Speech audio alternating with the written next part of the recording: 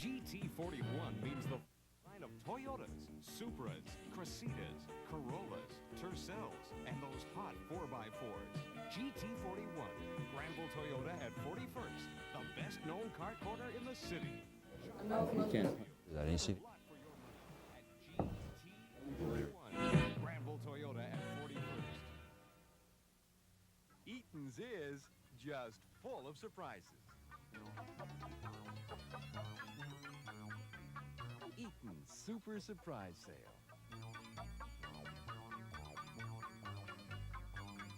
It's a savings extravaganza once a month throughout the store.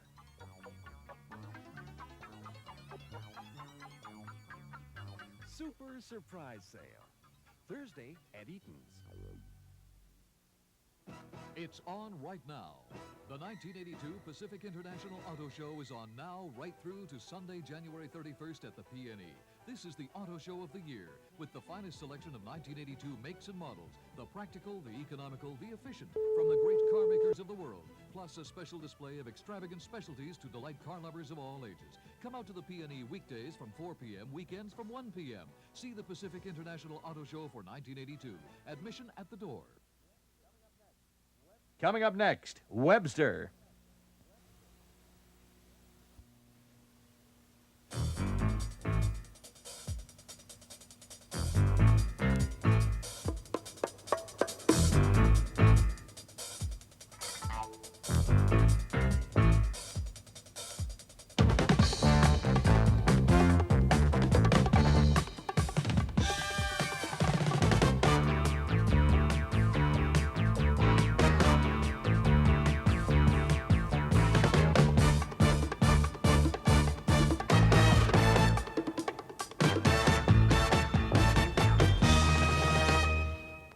Good morning. To be quite honest, it turns my stomach to talk about the Shocker Olson and the Olson case. But I want to tell you something about Bob Kaplan, the Solicitor General in Ottawa. He does not seem to know what went on in British Columbia on the payment of what I call the blood money. And he keeps saying that way back in August there was sufficient evidence to convict him because the Mounties had laid a serious charge. Kaplan keeps saying this, and Kaplan has not been properly informed, or he didn't listen. And yesterday again in the House of Commons, Kaplan was back at this line implying the money didn't need to be paid. What's important to remember is that on August 25th, when the deal was struck under the full direction and responsibility of the Attorney General of the province, that the serious charge of murder had already been laid against Mr. Olson, and that when the RCMP lay a charge of murder against an individual, they do so because they have substantial evidence against him. But the fact is that a very important and significant step was taken when the charge was laid by the RCMP, and that would not have been done, and it was done with very substantial evidence available to sustain a conviction. There was not substantial evidence. There was one tiny shred, a name in a notebook. They had nothing else. For Mr. Kaplan's benefit, here's what a senior officer of the RCMP, Lyman Henschel, said about that very point the other day. I think it was not only a good decision, but also a completely necessary one. Had the strategy not been deployed, there is strong doubt as to whether or not the crimes would ever have been solved. That's from the Mounties, Mr. Kaplan. They had no evidence, just that one tiny shred. And for his benefit, too, I cross-questioned the Attorney General of British Columbia on the topic, and to make it quite clear that when they had 4 bodies, they had one shred, and that's why they went for the money deal, here's what Williams said to me. I'll be happy to deal with my reasons for approving the proposal. At that time, Mr. Olson had been charged with the murder of Judy Kozma. I was advised by my officials that, who were with the police concerned with that matter, that it was a very slim likelihood that he would be convicted of that charge. In other words, when the deal was made to give the money to his wife, you did not have enough evidence to convict him of first-degree murder. there was a serious concern as to whether we could convict him for Judy Cosma, and we had no evidence to link him to the others. Did you hear that? They weren't sure they could convict him Cosma. They had no evidence to link him to the others. My position and what I insist in calling the blood money is quite simple now. Because the way the investigation went, and there were holes in the Mounties investigation, no matter what they say or how they plead. Because of that, it became essential to buy the physical evidence of the bodies. It's just a pity that the money was ever paid, but paid it has been. And another thing, I established yesterday from Williams, federal government well knew all the details and why. Because a lawyer from Chrétien's department, the Justice Ministry, was the guy who wrote the contract for RCMP Division, along with the lawyer whom Mrs. Olson had obtained to put the money in the trust fund. I just wish somebody would tell the Solicitor General the facts in the case, or he would listen. This will go on forever. It's not going to stop. The fact remains is that Kaplan keeps saying there was sufficient evidence to convict, and I've shown you this morning, and it's my belief that he is wrong. However, unless we send him a tape, he'll never know. His officials in Ottawa obviously don't understand the situation. But what do you expect from officials in Ottawa? Now this morning, what do you expect from officials of the provincial government? Harry Mono of Czech TV did a gem of a story the other day about 20 civil servants who book in, book out, no work, full pay for doing nothing at Brannen Lake, the old drug treatment center. Here's Harry. Opposition critics have called Brannen Lake a $14 million waste of taxpayers' money. The figures are still rising, and still the taxpayer is getting little for their dollar. The reason more than 20 employees are still receiving full pay for doing nothing more than signing in at this government office each morning. If there is nothing for you to do, you come in and you sign your name on the sheet, as you've been doing for the past 3 years at Brannen Lake. Every morning, employees at Brannen Lake have to sign sheets for their pay and indicating they are at work, and that has continued to this date. It all stems from a clause in the master contract between the government and the BCGEU. It states that employees with more than 2 years' service cannot be laid off. There is some good news. New jobs, or at least temporary ones, have been found for over 50 other Brannen Lake employees. Many of those have had to relocate in the Lower Mainland. In fact, all employees have been offered relocation, but that doesn't mean one has to. The union contract states that no one has to relocate more than 20 miles from Nanaimo. Those who won't say it's just too expensive to move to Vancouver. We have relatives in Vancouver, and we've looked around, and there is no way that we could ever afford a house. My wife is pregnant now, and so she'll be off for the 18 weeks. So it's primarily financial. We just could not afford a house. It's the job itself is not related to what I've done at Brannen Lake. The government has said the current practice will end on March 31st. Spokesmen for the BCGEU, however, say they have not agreed to that date. They point out that the government is making overtures about turning Brannen Lake facilities into a corrections or health center. If that happens, they want to see their people fill those jobs. In the meantime, those without a new job will continue to honor their contracts. And here to give us the full, authoritative, gruesome details is John Russell, who is the Executive Director of the Alcohol and Drug Programs of the Ministry of Health in the Government of British Columbia. Towards the end of the program, you're going to meet a different kind of man. Pretty well known around the world. His name is Donald Keyes. He's an expert in the United Nations. And he's an idealist, I suggest, because he's founder and president of an international non-governmental organization, Planetary Citizens. And then we come to Mission Impossible. Michael Warren, the president of the Canada Post, who carries for this nation a guilt complex on his back of slow, inefficient mail delivery, and now runs a monopoly for the Crown in certain elements of the Postal Service. And we'll have at Michael Warren off the top after the break.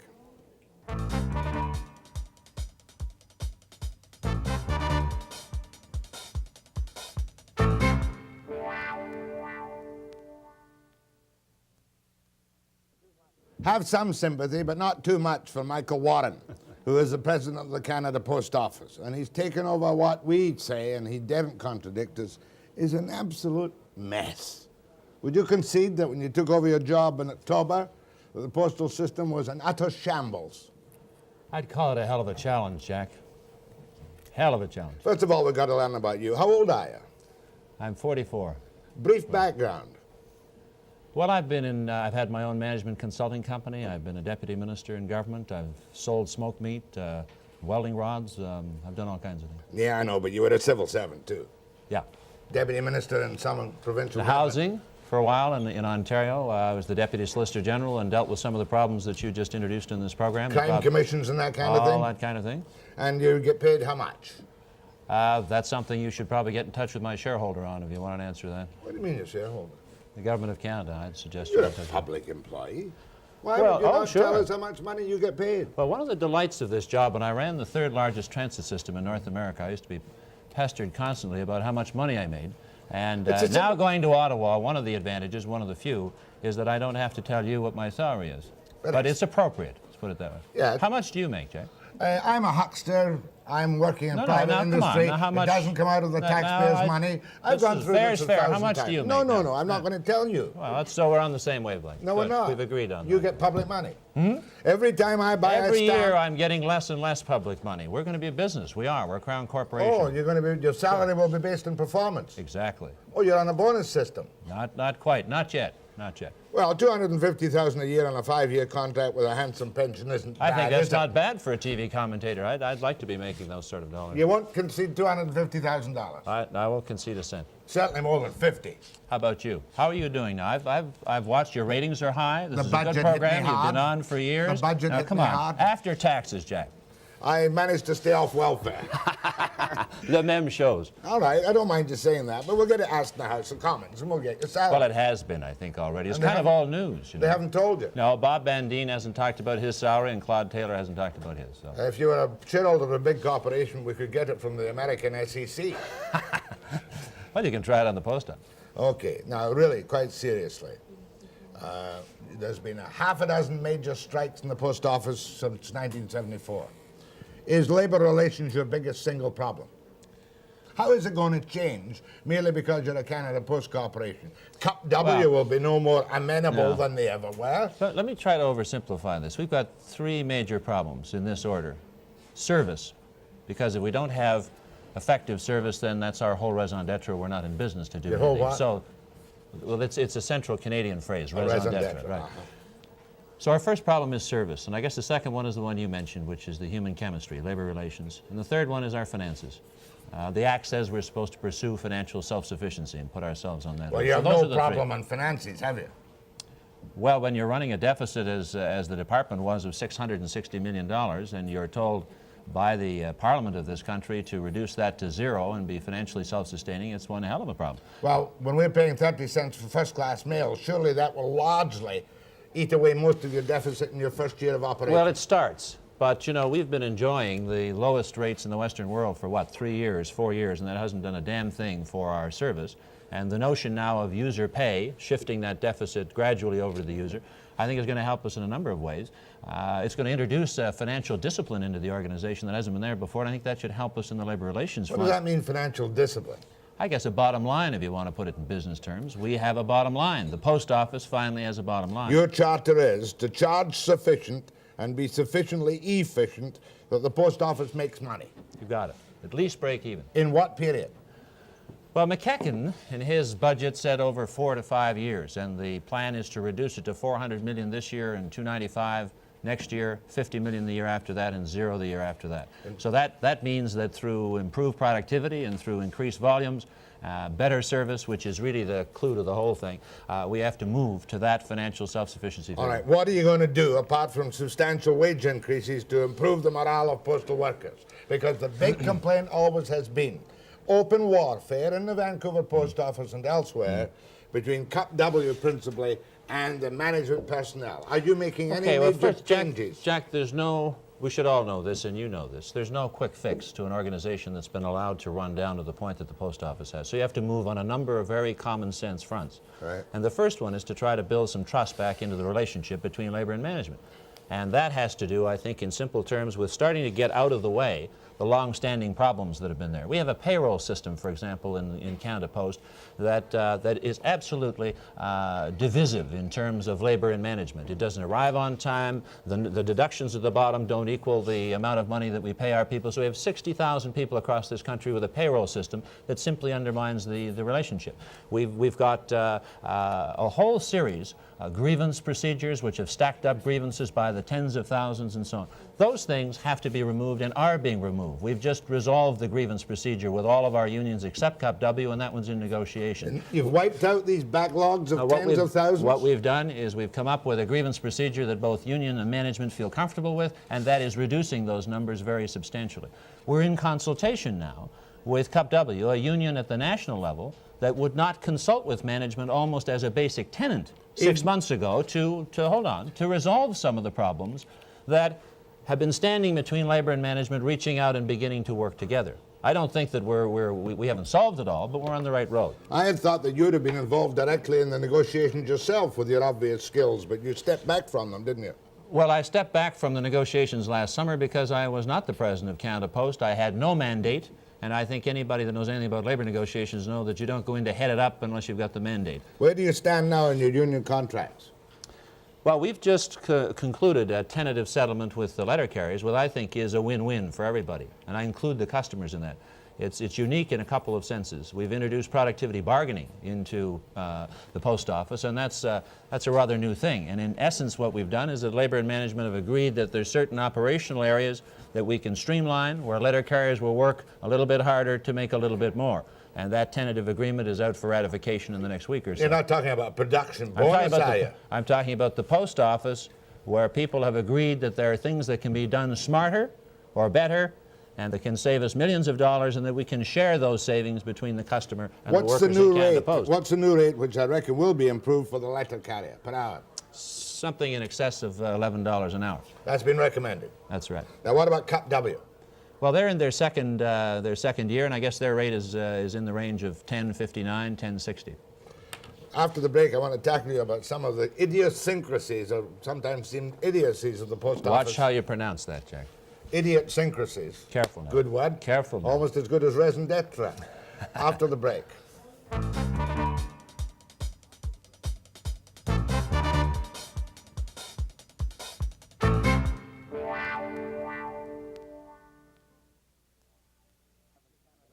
What absolute monopolies do you have in Canada Post about which the courier services are screaming, and about which businessmen, some of them, are perturbed? What is your monopoly? Essentially none. You know, you use this word monopoly, and it's a disservice. We have about 14 different product lines, Jack, and we compete head-to-head with business on every one of them. On one, first-class mail, we have an exclusive privilege on price. But the couriers now, with the new legislation, private courier service can compete even in that area as long as they charge something like 3 times the multiple of our price in providing their service. So we do not have a monopoly. You did. The plan was to have a monopoly on all first-class mail, was it not? No, the legislation, this is something we've done a bad job on, you know, in getting this across. The legislation is very clear that a courier can deliver first-class mail. What we have an exclusive privilege on is our price. Whatever our price is, then the private sector courier has to charge 3 times the amount. And the reason for that, very simply stated, is that we're the people that have to deliver the letters to Moosonee and to northern BC and all over the place, where the private sector has no interest in going, the universal mail service. In other words, if they're going to cream it, they're going to cream it at 3 times your first-class mail rate. That's exactly whether right. that's local first-class mail or first-class air mail. Yeah. I mean, the alternative is, and if somebody could figure this out, it wouldn't scare the hell out of us, because we're getting our act in shape and we're quite prepared to compete. The alternative is to find a way of having fair competition on first-class mail between the private sector and the post office. So that would mean the private sector, the first thing they'd want to do is deliver mail in downtown Vancouver. Hell, you and I could make a fortune delivering mail in downtown Vancouver. It's efficient, it's close, it's tight, it's dense, but if you and I were in the private sector and somebody said you can do that, but you also have to deliver mail in the Yukon as part of your contract. I'm not so sure you and I'd be that fired up about doing that. I have sympathy with you, providing you produce an efficient overnight mail service. Will you be in a position to guarantee first-class mail at 30 cents, delivery the next day? Locally even yet. Well, we're doing it now locally even yet. Oh? No, hold on. Let me get the last syllable out here. We're doing it in this city, for example, about 95% of the time. Now, that's not good enough, I don't think. And some of the horror stories that we may get on the telephone later are the other 5%. You know, there's many national private companies that are operating nationally with a 5% error rate that don't get the heat or the bashing that we get. And that's partly because we're in a goldfish bowl, we're a national service, and there is some tax contribution to it. But we do have to improve our service. And as I said before, despite your fleeting interest in that word, that's the whole raison d'etre of the post office. That's what we're in business to do. And if we can't improve that service, then we are going to lose business to the private sector, not just in the first-class mail area, but in the parcel business and a variety of Next question. Is 30 cents an unfair load on the businessman? No, I don't think so. Look, first of all... They've been screaming about it. Well, of course they have, and I think that's natural. That's very human. First of all, most big business customers are not paying 30 cents. They're paying 24 cents or 21 cents. So I don't think that's a bad deal. You mean on the package deal? No, I'm saying if you have businessmen with volumes over a certain amount, or who pre-package or prepare their mail for us, which saves work for us, they're getting a rate of either 24 or 21 cents. So you've got a businessman who paid 17 cents in 1979. He had no rate increase in 80. He had none in 79, 80, or 81, so he's had a freeze on postal rates, and now he's being asked to pay 21 or 24 cents. I don't think that's a bad deal. And in fact, on a world basis, that's at the lower end of the world scale. Do you still plan to subsidize junk mail? We're not, you know, junk mail subsidizes you. You're a casual user. I get all kinds of junk mail I don't want. And it subsidizes the rest of your mail. How does it subsidize me? Well, it's in the same way as this program. I mean, we've stopped for how many commercials have we stopped for? That subsidizes that and pays your outrageous salary, Jack. Get back to the point. No, well, wait a minute. I'm on the point. I'm not a public employee. I'm on the point. Now, the point is that junk mail makes the post office money, and that money is used to lessen the rates for all other product lines. I'll give you another one. What is the subsidy paid under the old inefficient system, which was going downhill, to newspapers? Millions. Give me the figure. 18 million. Sure, I would think that this year that subsidy, which comes to us to keep that price down, is in the range of $150 to $200 million. $150 to $200 million. Wait a minute now. You better talk to the right person on this. The post office. Now, wait a minute. You should know. Hold on. The post office is in a position where we're saying, if MPs are to have free mail and senators are to have free mail, then we'll provide free mail, providing the shareholder or the government gives us the $9 million or $10 million involved in providing that. There's nothing free for the post office anymore. Now, as far as periodicals are concerned, if Francis Fox, hold on now, if Francis Fox in the Ministry of Communications wants to continue a century-long tradition of cultural exchange through the process of periodicals and so on by providing Canada Post with a grant, a subsidy, a fee for service, if you like, we'll provide that at a lower fee. It's not coming out of your pocket as a mailer or mine. It's certainly coming out of your tax pocket, but you're talking to the wrong guy on that one. But I want to get your opinion on it. Is it fair in 1982 that we should be subsidizing the money-printing, greedy press barons? I used to figure $18 million. You said 200. Well, it's. I think this year it will be in 1982-83. It'll be in the range of. Are you in favor of that? Are you in favor of that? I'm in favor of parts of it because I think there are a lot of periodicals in there that need help, and there are others in there that obviously have bottom lines that don't need help. Now, how you distinguish between the two is an issue that I'm going to leave to the community. See, I've got enough problems trying to deliver the mail and get it there faster. If the shareholder or others want to come to us and say, we want to buy a service from you for cultural reasons or for communications reasons with MPs, then as long as it doesn't require you as a mailer to subsidize that, then I'm in the business of making that happen. As long as you get the money from somewhere. I got enough problems without coming up with pontifications on that. Airmail service from Europe to Britain. Yeah. We've had innumerable complaints about it stopping off in Montreal. You can get a letter over there in 3 days, and it takes you 3 weeks to get a letter back. What are you doing to stop that incredible delay in first-class airmail? Last fall, when I was here the last time, they inaugurated flights over the Arctic from the UK, which were direct into Vancouver, which have helped enormously. But we still don't have all mail coming in by that means. So we still have some mail coming by ship and then across the country. So we have people out there that say, why is it that I get a letter from Britain in one instance in a few days, and in another instance it takes 2 weeks? And that's because roughly half of the mail delivery is now coming over the Arctic by air, and the rest of it is coming by other means. There was a particular problem with the Union in Montreal at one time, which held up our West Coast mail. Yeah, that doesn't exist at the moment. How about Winnipeg? Is that going to be a transshipment point for mail to us? One of the quick starts in improving service is to look at every one of the major transportation links, which is one hell of a lot of transportation links across this country, to see whether we should be going from rail to rubber or from rubber to air, to make sure that the mail's given priority over moving people. And I don't know the answer to that one in Winnipeg until we finish that. We're doing a number of other things in that area. We're introducing quality control. We're trying to shorten down those missorts and missends, which are the letters that you and I and others get irritated about that get lost. We're doing a whole host of things which are very nitty-gritty issues that have to be applied into this, pushed into this system to make it work. Michael Warren, at least he can talk. It'll be a year before we know if he can perform after the break.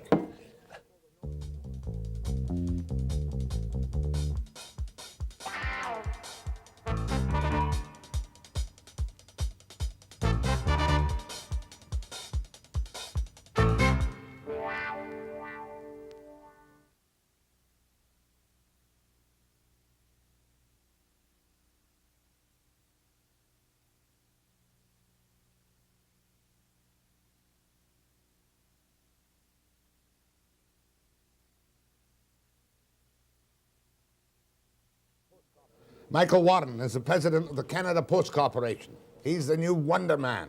He's the miracle man with the mission impossible.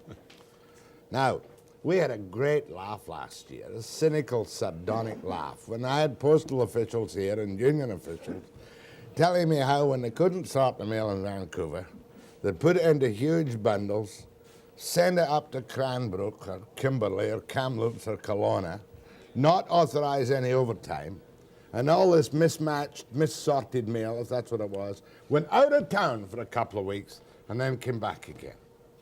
Is that going to happen again? I think what's going to happen, Jack, is that it's going to happen again, but in a different way. The basic strategy for this part of the country is to take that old plant that's in downtown Vancouver, which is overburdened and overloaded, and supplement it with some satellite plants, some of which will be dedicated for specific kinds of mail, such as U.S. mail and so on. In this area? In this area, spread throughout the Vancouver metro area.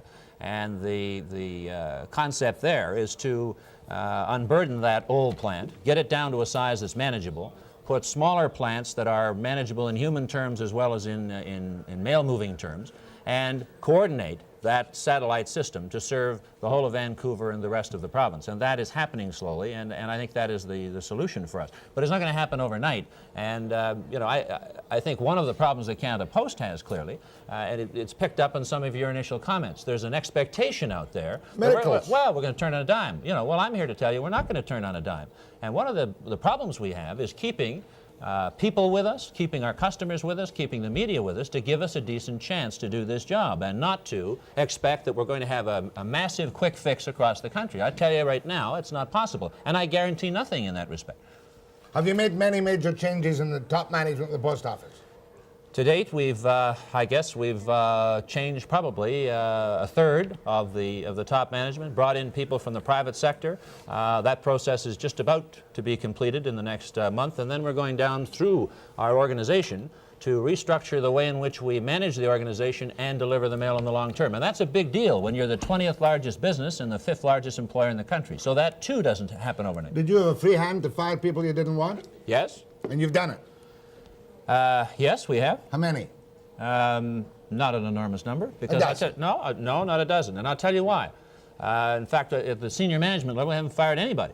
One of the reasons why we haven't fired anybody is that I found that there were many people who've been waiting around for this Crown Corporation, who were good people and who operated in a milieu that was impossible. I think the opening of this program, Jack, with great respect, is wrong.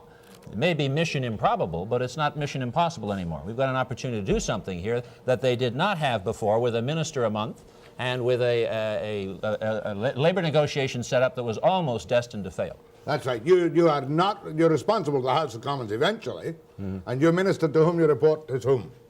Andre Ouellette, and he is the minister responsible for the post office in the same way as Mr. Pepin is the minister responsible for the CNR and for Air Canada and so on. So we all got annoyed at Cup W strikes. The letter carriers don't seem to strike so often. But I have a great deal of sympathy with some of the working conditions these men suffered from. They don't like being spied upon. That's the way they put it. Are you going to stop the spying upon with television monitors and have more trust in your employees? That's one element. We're in the process now of consultations with Cup W on how we resolve the business of the security of the mails, which customers are interested in, and at the same time respect the privacy of our employees. And I think we're capable of working that out. But you know, part of the problem has been in the past the not just working conditions. I mean, some of those big plants we have that are 5 and 6 football fields in size, they're all air conditioned, they're beautifully painted, the equipment is as modern as you're going to find, but there isn't the element of work satisfaction that's needed there. We have people pressing 5 buttons a day, and we move them from that job to another one where they press another 3. So as a result, they go after improved wages and working conditions instead of finding job satisfaction. So there's a whole approach that we must take to manage those plants better, and I think that's an important issue. Did you find any illegal activities other than the sometimes illegal mail opening when you took over the post office? I haven't found an extensive amount of that activity, and in fact it's one of the areas where we're moving into consultations with the unions. There's the Morin report which has been done. There's all sorts of reports in the post office, and I guess that you can stack them all up. The question is, how do you take them from report stage into implementation in the plant and actually get the kind of trust you were talking about, and that's tough. All right, what's your deadline for a visible improvement in the post office? I think 1982, this year, we have to see a noticeable change. And I'll tell you the start of that. It's already happened. And I think I have to tell people that, or they don't pay attention to the positive aspect. It's like the 95 letters out of 100 you get on time. You take that for granted. And the movement in that area is the Christmas mail. I think we moved the Christmas mail across this country better last Christmas than we have in about 8 or 9 years. All right, I think that's important. At least with your new revenue, you'll have enough money to pay overtime without all the kerfuffles we had before.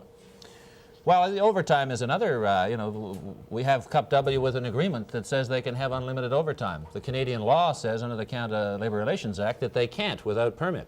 There's an area where we could have had a clash at Christmas time where workers would walk out and where we would have been down for Christmas. Instead of doing that, we had some consultation with the union and are working to resolve it. Last question from me. How long will the mail first class stay at 30 cents? We're not immune from inflation. I don't know the exact answer to that, but there will be rate increases in the future, but they've got to be matched by service improvements. Your questions to Michael Warren, President Canada Post Corporation. Canada Post. Let's drop the corporation. President Canada Post. Drop anything but the corporation. That's the whole new concept. That's your raison d'etre. Attaboy. After the break. You're getting it, Jack.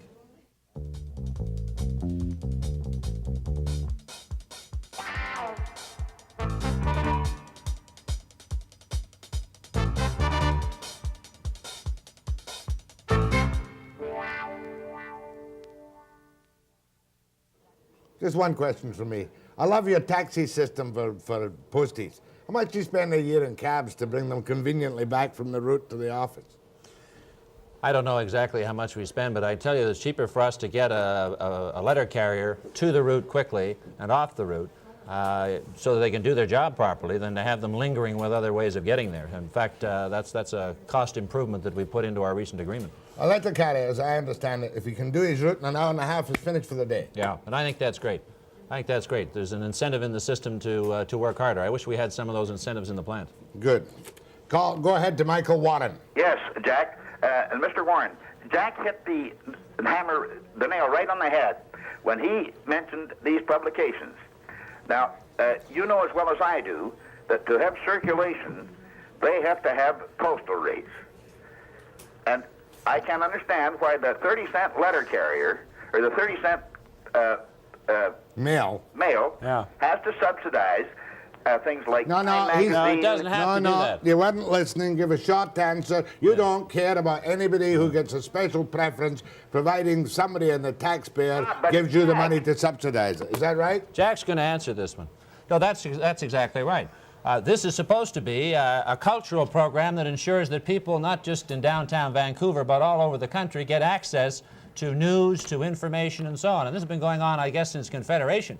It's coming out of the tax base. It is not coming off the 30-cent stamp or the 21-cent I'll stamp give you a good itself. argument to use against Fox on that one. There was a time when every reporter in this country was entitled to free rail passes to get across. Did you take your fair share? When I was in the Vancouver Sun, you were given a rail pass. But I mean, it's ludicrous now that Roy Thompson or Ken Thompson and company get their hands on all our public money. No, bad. No comment from you. I need the business. Oh, you're on the air. You're whispering. Go ahead, please. Mr. Warren, you made a comment about the pay system being antiquated.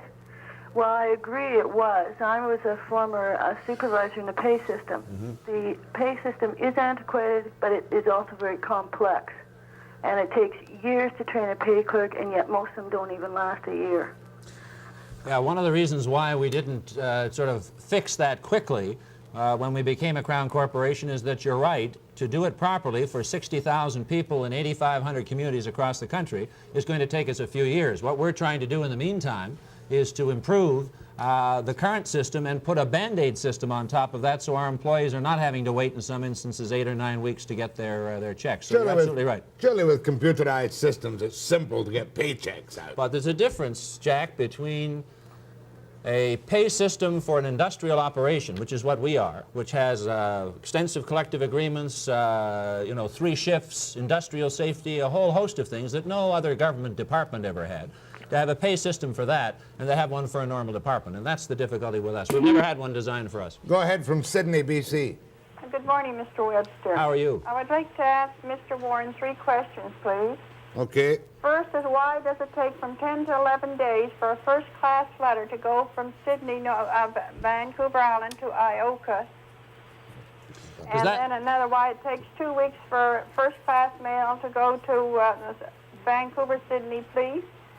And 2 weeks for a first-class letter to go to Port Colborne, Ontario. When did this happen, ma'am? This has happened ever since Christmas. Since Christmas. 2 weeks for a letter from here to Port Colborne, 10 to 11 days from a letter from here to Ioka. Can you give an answer to that? Well, I'm going to ask a question first. Is that happening with all your letters, or did you send 3 and that happened? Because, you know, this is the type of thing where we do have 5% or 6% or in some cases 10% of our mail that doesn't get there according to our standards. That's what we have to improve in the future. But often people forget about the other 90%. Was this every one of your letters that you sent to these destinations, or just these 3? Every letter that I've sent to Ioka, first-class mail, takes from 10 to 11 days. And it took 2 weeks for a letter to go from Sydney, Vancouver Island to the Vancouver Police Department. Well, I don't know what we can do. You want to take a number of somebody to talk to? Well, I think they have a number here, and there's somebody here to talk to you about that and to trace it through. The only way I can give you a specific answer is to trace those letters. Okay, fair enough. Next one. Where's it from? Go ahead, please. Yes, good morning, Mr. Webster. Right. I would like to ask Mr. Warren regarding the rural route customers, or in the rural areas. Yes. They have to pay to have their mail delivered in the mailbox. They have to rent a mailbox. Yet you can get your mail in Vancouver or any large city where they have the letter carrier service. You don't pay anything extra. Or if you live out in the country, they'll deliver your mail 30, 40 miles out in the country for free. Now, why is the middle-class people in the smaller communities being charged this extra service? I have 2 other questions, Jack. That's a good question. Basically, the cost of delivering mail in a very dense urban area like Vancouver is far less than it is out in the suburbs, even, or out in the country. And so we have to ensure that there's some degree of revenue coming from to offset the expense of delivering out in the countryside, and that's part of the answer to that question. But it's a universal mail service. That's not basically fair, is it? Well, you know, you can say that it's not fair for people in Vancouver to pay 30 cents when maybe the cost of delivering their mail is 15 or 16 cents. Okay, next question. Next question. They have a reduced rate for people who mail over 20,000 letters or whatever the amount is. Yeah. They get a reduced rate down to 25 cents or 24 cents, where smaller businesses in smaller areas, again, who might mail 2,000 or 3,000 letters a month, the small businessman is being charged 30 cents, where your large business people who mail maybe 5,000 letters a day, they still have to pay, they get the reduced rate. Well, the large okay, if you are a businessman, I assume you are, you probably give a quantity discount to your customers if they buy 7 or 10 or 25 times as much of your product or service than somebody else does. And that's what we're doing. We're a business. And so what we're doing is giving our big customers who do some of the work for us that we'd have to do in our plants a price break, and that's called business. Go ahead, please. Yes, Jack. I was wondering, as a consumer, that is supposed to, take the 30-cent increase with a grain of salt, how can we be sure, if we have to be, reassured by Mr. Warren that internal security is going to be taken care of? How about external security? We've had cases where now, vandalism in our neighborhood has turned over these boxes, which are very easy to turn over, empty the mail, and in one instance, in the middle of the night, I found numerous parts of mail all over my front lawn, all opened up. I called the RCMP. They came over. Inside were checks for people, that were supposed to be mailed, for insurance premiums, for all types of things. We got the message. Security is a problem in any business in Canada, and it's a growing problem. We are moving now to put increased security around our processing plants, to put security in a variety of other areas of the system. It's costly, but it's necessary. And the one problem, the greatest problem we have is to try to ensure that we have an adequate level of security, at the same time not run straight into the rights of privacy, I suppose, of our individual employees. So we're making additional investments in that area, as most other businesses are. But it's not a big problem, vandalism of postal boxes, no, it is isn't. But I'm answering a broader question, which is, what are you doing about the security of the whole system? Go ahead, please. Yes, I sent a parcel last summer. It had $500 worth of jewelry in it. I sent it to Kamloops. The parcel got lost on the way. So we put a trace through. And the post office just let me know just after New Year's that they're really sorry they haven't been able to find the parcel, but they also can't satisfy my claim. It was insured. It was sent special delivery insured. They can't satisfy my claim because it should have been sent money packet. It should have been what? Pardon? It should have been what? It should have been sent via money packet through the mail. Okay, that's a particular problem, and you can't answer that without knowledge. We can give the number to... But what I'm saying is I did pay insurance, and the post office is now telling me that we're really sorry, our postal people sent it by the wrong way. We're now going to give you your insurance money back, which is 30 cents. I'm minus a $500 parcel. Okay. Can I make a suggestion? Yes. Can I make a suggestion? Please. Can you contact here in Vancouver our district office? It's in the phone book. Well, I'd like you to do it again, okay? Will. And we'll have another look at it. Thank you very much. Let's take a number. Take a number and give it to one of Mr. Warren's henchmen. Yeah. Next call. Another call. Oh, 6444. Go ahead, please. Hello, Mr. Warren. Yes. I want to hand you a few How are you this morning? We had a letter sent from Trail on Wednesday, the 20th, and we received it in West Vancouver the next day at noon, the 21st. Excellent. A great note to finish. Hold that man on the line. No, he's gone. We don't take praiseworthy calls. I'll say this for you, Michael Warren. That's 1 out of 9. We're improving, Jack. You'll make a living in show business if you fail in Canada Post. But I wish you the best of luck, and so does the whole bleeding nation. Thank you, Jack. But you better perform or we'll cut your throat. Well, we'll do our best. Thanks again, Michael Warren. President, Canada Post Corporation. Next, John Russell, alcohol and drug program to the provincial government. Might need a shot now after Michael Warren. Take the break.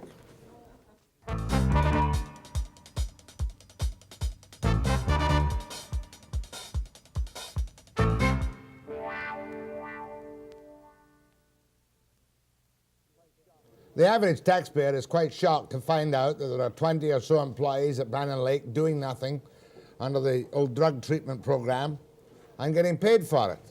John, it's staggering. Why? The facility had to be closed, Jack, and we don't make any apologies for that. And I think once the decision was made to close it, you have to realize that it takes a while to work out the wrinkles. When was the facility closed? It was closed the 1st of August, and we discharged the last patient on the 27th. Why was it closed? Because it was a flop. It's closed because it was too expensive to operate, and you know as well as I do the fate of the Heroin Treatment Act and the legislation associated with it. In other words, they were hired under the original much troubled Heroin Treatment Act. The thing went down the hill and you were slow in closing the plant. I don't think we were slow in closing the plant. I think we closed it as quickly as we could. Mr. Mayor, when he was Minister of Health, made an announcement in December, over a year ago, that it would be closed. We got into negotiations with the union. We finally took the bull by the horns and closed it in July, and we're now working out the problems that are left. How many employees were there when you closed it in July? 75. You're now down to how many? Well, we still, 22 of these have found permanent employment. 35 of them are on temporary deployment. That is, we have been able to find work for them to do. And we have another 20 who, on most days, we are not able to find anything for them to do. So now, this situation will come to an end the 31st of March, when all employees have been told in writing that if they haven't found something like by that time, that they will be terminated and get severance pay.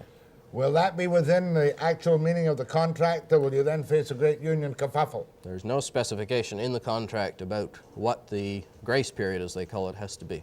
And your grace period, where they now finished, is the 31st of March? That's right. Now, they're able to refuse jobs in Vancouver? We have offered almost all of the employees involved here positions in Vancouver, some of them more than one position in Vancouver. And the vast majority, in fact, almost all of them, have refused those positions. But I thought you only had to give them 2 or 3 alternate jobs, and if they turned them down, they disqualified themselves from employment. It's a bit complicated in terms of whether the offer is outside of their geographic location or in their geographic location. If they refused a job offer in the Nanaimo area, then they probably would be terminated, yes. Now, but it's been a sad story of the downward run of the great brave plans of the heroin drug treatment program, has it not? I don't think it's been a sad story. I think we have to remember what was left over, what is left over from it. We have facilities throughout BC. We've, through the heroin program, expanded our capability to treat both alcohol and drug abusers in British Columbia. I think Brannen Lake had to be closed. It was an expensive facility to operate. At its peak, it only had 50 clients, and I think... 50 clients and a staff of 75? Well, at its peak, it had more than 75. Oh, because it was 24 hours around the clock. That's right. So you had 50 clients. Matter of fact, well, you're not terribly disappointed with the fact that during the entire program, I don't think you had more than 100 heroin addicts in treatment anywhere. No, we had far more than that. At the peak of the program, we probably had 300 or 400 in treatment, and actually 1,500 were seen during the program, and about 500 people went through Brannen Lake. That was the same 1,500 going through the mill again and again and again. Some of them were, but not all of them. Some of them were. Kind of sad, wasn't it? And we're currently doing a follow-up to find out what the effects of the program were when it was in operation. But once they're tenured, surely the government had sufficient notice in advance once they're tenured to lay them off prior to this 2-year business. I mean, in the last 2 years. The government has an obligation under the contract to try and find them alternate employment, and that's what we're doing through this current period. And as I say, the period will come to an end the 31st of March. You're closing 5 private, you're not funding 5 private agencies too, I'm informed. That's correct. Can you tell me which 5 you've chopped off? There are 5 outpatient counseling services in Campbell River, Nanaimo, Victoria, Surrey, and Prince George. And you're closing them because there was no work for them to do? No, we're closing them because in those facilities we also run services ourselves, and we're not exactly closing them. To get it accurate, what we're doing is we won't be funding those agencies any longer, but we will be expanding our own operations there. So you're now moving back and retrenching, aren't you?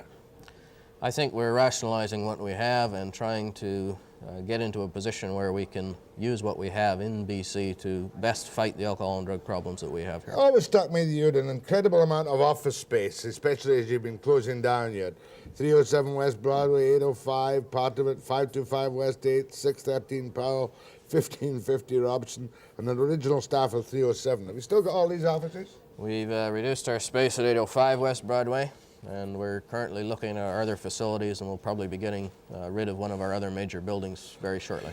Yeah, are you sad that the whole thing has been kind of downgraded and just become a segment of the Ministry of Health for alcohol and drug programs? No, I think it's been a positive move. Positive move. One other question I wanted to ask you about that. You're now concentrating, I would say, what percentage of the alcohol and drug program is on alcohol?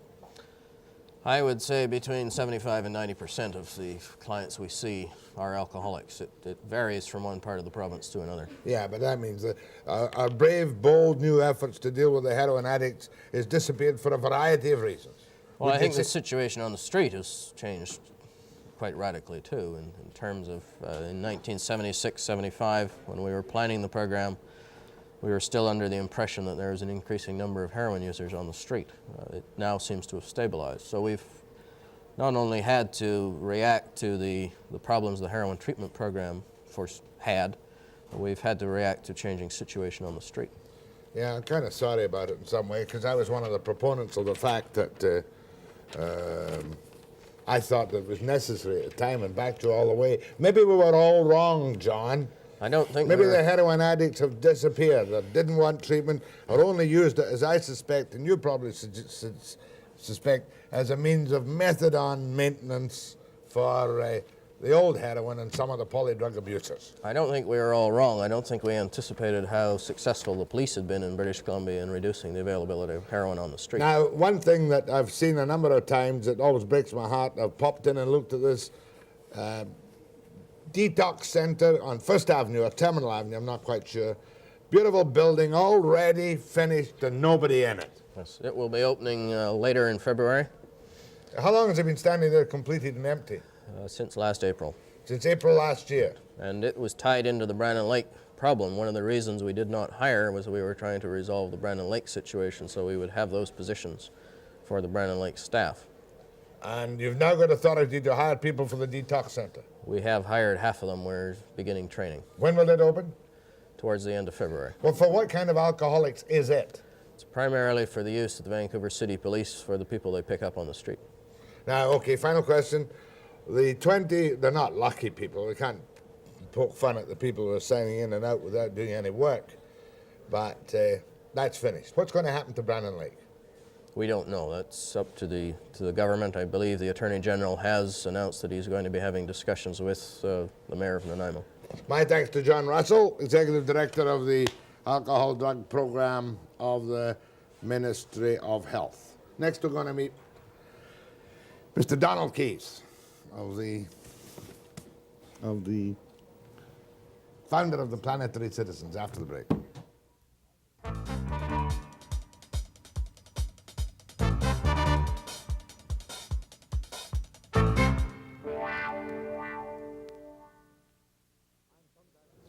I'm sometimes criticized for not paying any attention or much attention to international affairs. We do tend to be parochial on the West Coast. But this man, Donald Keyes, is an expert on the United Nations. He's done a lot of United Nations lobbying and been involved as executive director of the National Committee, that was in the States, for a sane nuclear policy. And he has an impressive list of people backing him since he founded a thing called Planetary Citizens. Now, Donald Keyes, are you a practical man looking for some practical solution for world federalism, or are you an idealistic dreamer? All right. You're going to build a house. Right. You have to have some idea what that house is going to look like. That's called idealism or vision or planning. Now we've got to build a different world in order to survive, if you like. So we have to have some idea what kind of world we want, or else we'll never get it. When did you found this organization? This was 1972, after a conference on human survival we held at the UN. Utah hosted it. Matter of fact, Lester Pearson chaired that meeting. A kind of habitat of 1972, was it? Yes, it was. And what kind of progress have you made in spreading the good word? Who backs you? Mainly little folk who send in their 5s and 10s and say, yes, by golly, I've always thought that, and it's good to know somebody's doing something about it. In how many countries? In 60 countries. All right, what's your vision? I mean, how in this world where you've got the East and the West and the Chinese and the Afghanistans and the Cubans and the Reagans and the Brezhnevs, there is no communication between the blocks of the world that's effective, is there? I think you're pointing out that we have a rough show ahead. Very rough. And I don't have any easy solutions. But what we are saying is that people need to take a look at it from a different point of view. We've been looking at it from Canada. We've been looking at it from Vancouver. We've been looking at it from whatever little hamlet we live in. And one thing the astronauts taught us is it isn't like that, really. It's a very small, very fragile, very compact little spaceship, and it's getting smaller every day. Is the United Nations not the only vehicle we have at the moment for any kind of international cooperation and planning? The UN, as they say, is the best hope. It's the only thing we've got. It's the first universal organization. There's nothing wrong with the UN except the member states that make it up. Well, expand on that a little bit. How else is it going to be? The big boys have vetoes. They can stop this. They can outvote that. Sure. Nothing has to be done if the national interest is affected. How do you get the message across to the little people? Well, that's the point. We have to get the little people involved because governments are not going to change without greater involvement on the part of folks who care. So we're talking about bringing the message home to the folks so that against a changed public attitude, policies of governments can change. That's a slow process, but I don't see any shortcut. Yeah, I know, but you're going to have some kind of explosion to start you on the way. Yeah. I mean, you've been going since 1972. Oh, longer than that, if you say so. And when I got the stuff here, the Planetary Citizens, I thought, oh, I wonder if this is somebody who believes in flying saucers. Oh, I see. Which shows you how little I know about Planetary Citizens. All right. What it basically says is, it mirrors a statement of U Thant's. He said, you know, loyalty to our local communities and our country are fine, but we've got to also have a loyalty to the human species as such, to humanity as it's represented in the UN if we expect the world to work. Now, we have to start thinking in more inclusive terms. Otherwise, we don't know how to deal with the problems we've got. There's hardly any problem in the world today that you can solve from the point of view of just one national outpost. You simply can't do it. I don't care what it is, whether it's economics, whether it's the arms race, whether it's pollution. None of these things are going to yield to a fragmented, partial approach by one or two countries. They can only be solved from a community point of view. Now, that's not where we are in terms of our outlook, where we are in terms of our perspective. So that's the first thing that's got to change. All right, if we don't pull ourselves together, the little people, and express our discontent, and you know how suspicious some people were in the 50s and 60s of any peace movement. Sure. Does that suspicion still arise, say, in the United States? Not so much, but we're not really talking here about a quote-unquote peace movement. We're talking here about something else. We want to get the folk in the local community talking about the kind of world they think we ought to have. Because if they don't know what kind of world they want, we're not going to get it. So we've launched and joined in launching a very major sort of fast-operating local education program called Planetary Initiative for the World We Choose. This is being organized in many countries right now. It's being organized here in Vancouver. Oh, here? Yes. Are you speaking somewhere on this? Spoke last night to a packed house. I don't know why, but a lot of people want to get involved in this process. Well, I mean, if you were to ask me, would I want to get involved, and I'd say, sure, I'm all for anything which might give peace, prosperity, equity, justice, understanding. But what I'm likely to do about it in my local community is just pay lip service.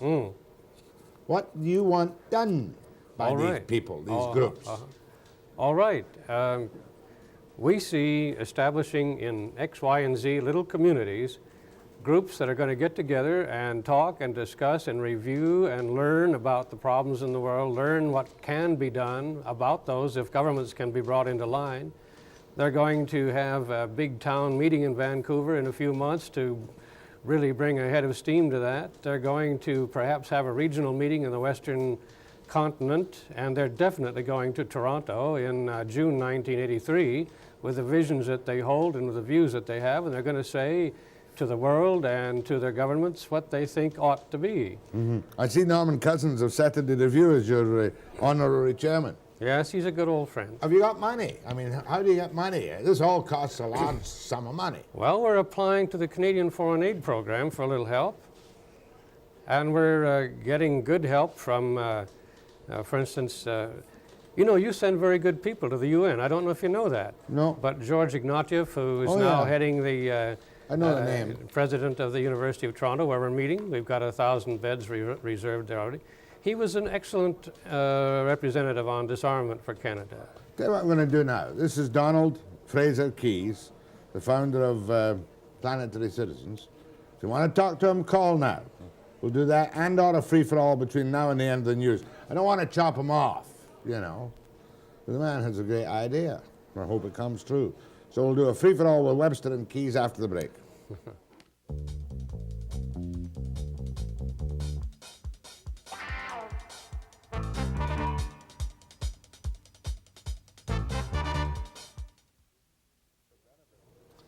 Yeah, we didn't set this up for your benefit.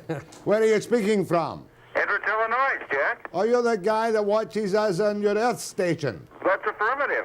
It's affirmative. How is the reception down there? Perfect.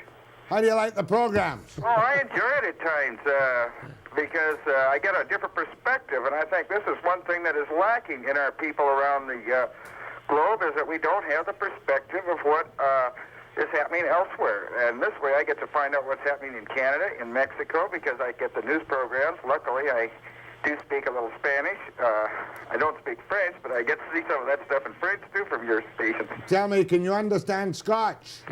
Well, it sounds like you're talking with a mouthful of oatmeal.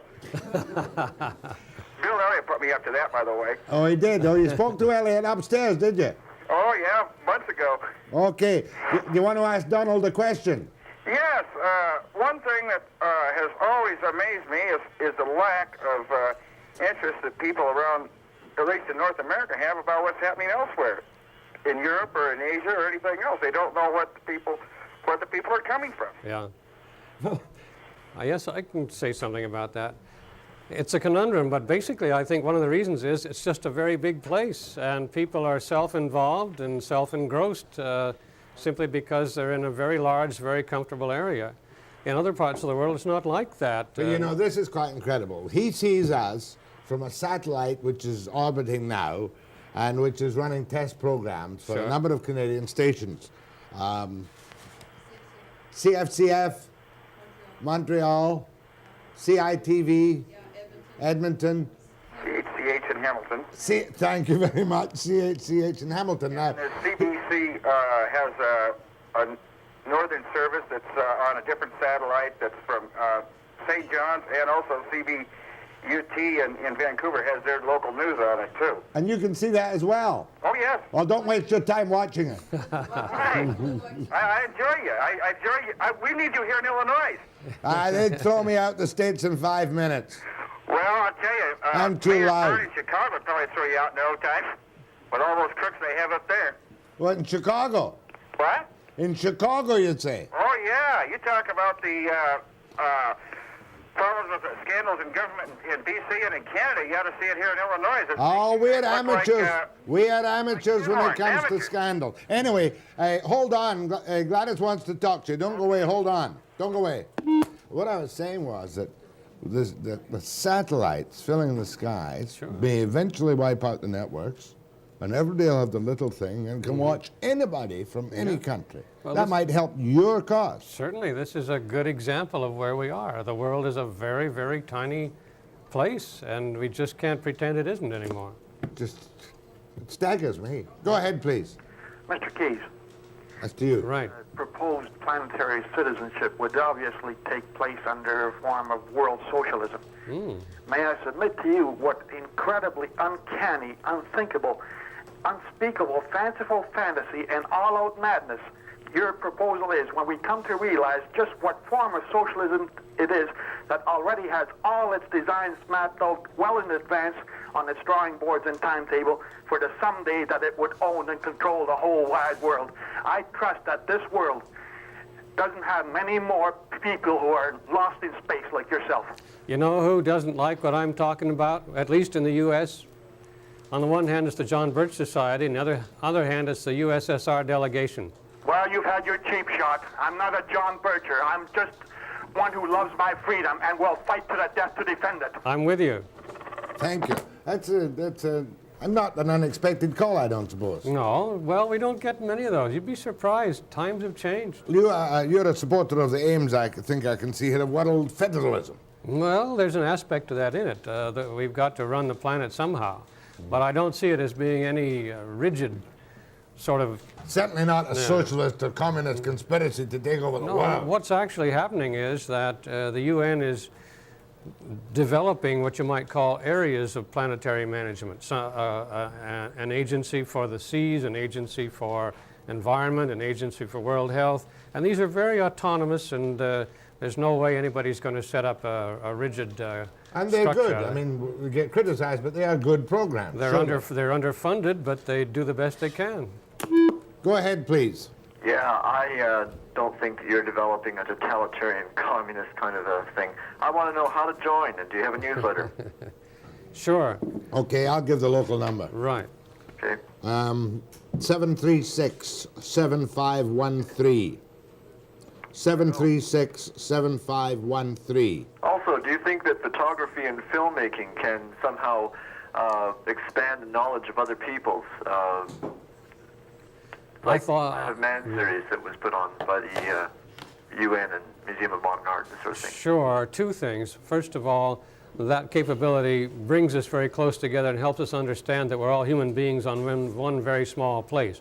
Another thing that is very significant in what you're saying is a French proposal for a UN satellite monitoring agency using photography, high-resolution photography, to keep track of what's going on so we can give up the notion of having to arm against each other.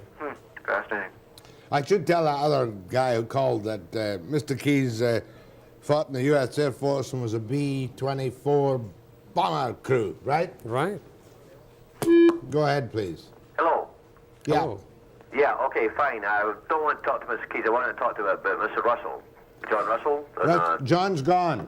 Pardon? John's gone. Gone to work. John's gone. I can't hear you. John has gone. Russell's away. Yeah, I realize that. But Well, what I would like you to do is a program on the detox of Brannen Lake and the carrying of alcohol. Hold on, and Gladys will talk to you off there. I can't understand you either. It's your Scotch accent. Yeah, well, Hold on. Do as you're told. Okay, I'm very grateful to you, Mr. Keyes. The number for the Planetary Citizens, 736-7513. Wish you the best of luck, Mr. Keyes. Nice of you to come. Thank you very much. Now, after the break, we might have time to try some other long-distance phone calls. We had one from Goose Bay, Labrador, or was it Gander, Newfoundland? I'd like to hear from different places. I'd love to get a phone call from Cornerbrook, Newfoundland, or from Newfoundland, because I know some people see the program in Newfoundland. After the break.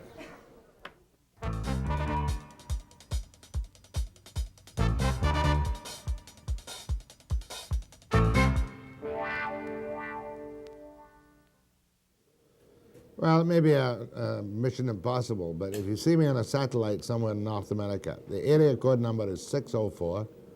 Put the number up again. You took it away too quickly. 420-6444. Or, what's the other number? 420-3336. Oh, they're both up now. The long-distance people from the satellites can use either one of those numbers. Now, have you got them clear? Your little pygmy brains, wherever you are. See? Now I'm going to sit here and say nothing. I wonder how long I can stay quiet for. Oh, I have a little thing I must do while I'm here. George Peterson was pretty annoyed at me this morning. He's the SFU president. And he was on a news clip last night. And it would appear that from the clip that McGeer did nothing but attack Simon Fraser University for the labour agreement.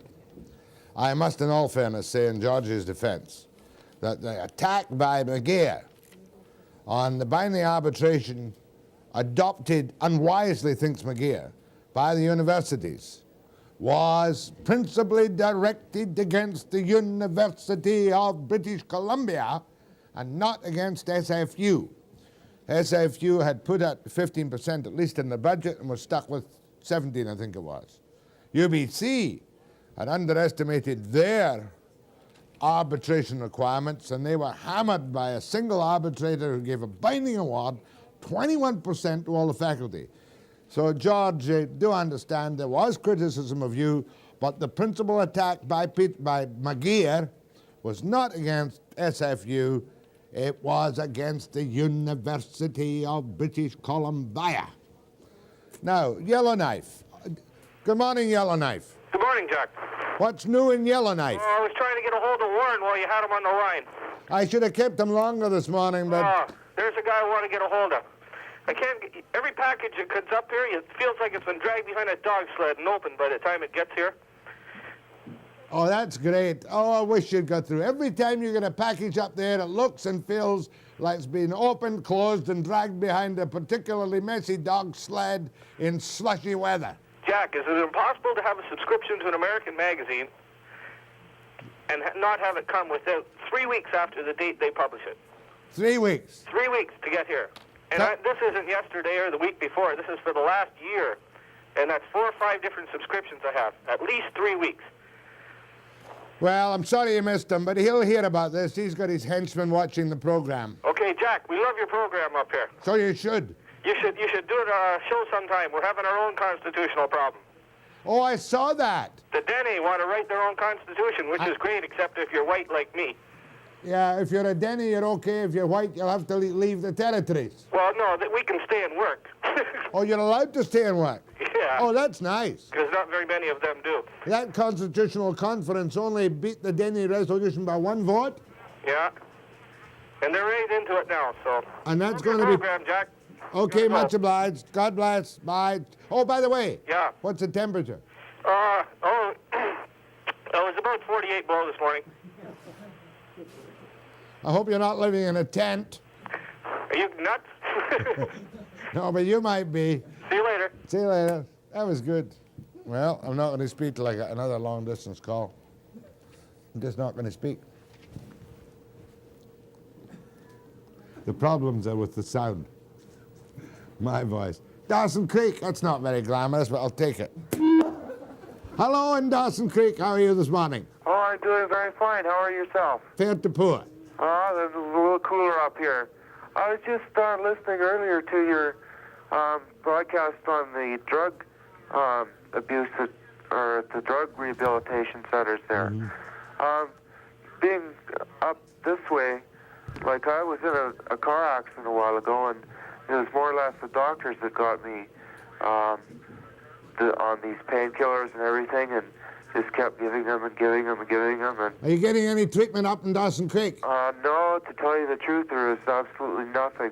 How old are you? Here, pardon me? How old are you? I'm 25. It happened when I was 18, and the only place that I did have any treatment was at J.F. Strong, and that lasted for 6 months, and they more or less kicked me out. And how are you doing now? Well, I'm quadriplegic, but I'm doing exceptionally well, I guess you could say, from the type of injury that I did have. You were in an accident, you became addicted to painkillers because of your accident? Yes, more or less. Okay, I gotta go. Best of luck. Give me a call again. Okay. Where is Pasco, Washington? Where is Pasco? It's the southeast corner of Washington, close to the Oregon border. Well, now, do you see us on cable or a satellite? I imagine it's satellite, although I have cable. How do you like the program? Very much. I listen to you practically all the time. Are you a Canadian? I was born in Vancouver, British Columbia. I make you homesick. Call me again. A million thanks. Nice to talk to Pasco, Washington. Okay, thank you. Bye. I'll be back after the break.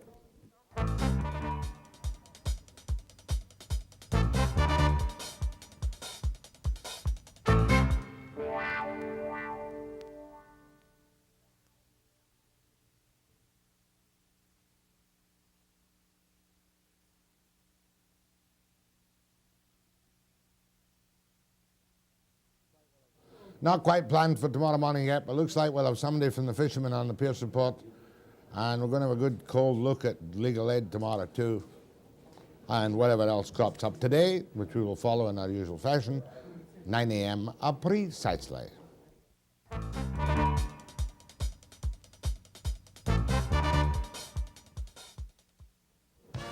The Wonder Boy of the Post Corporation. No, I'm sorry. Canada Post boss Michael Warrant on Check TV at midnight precisely.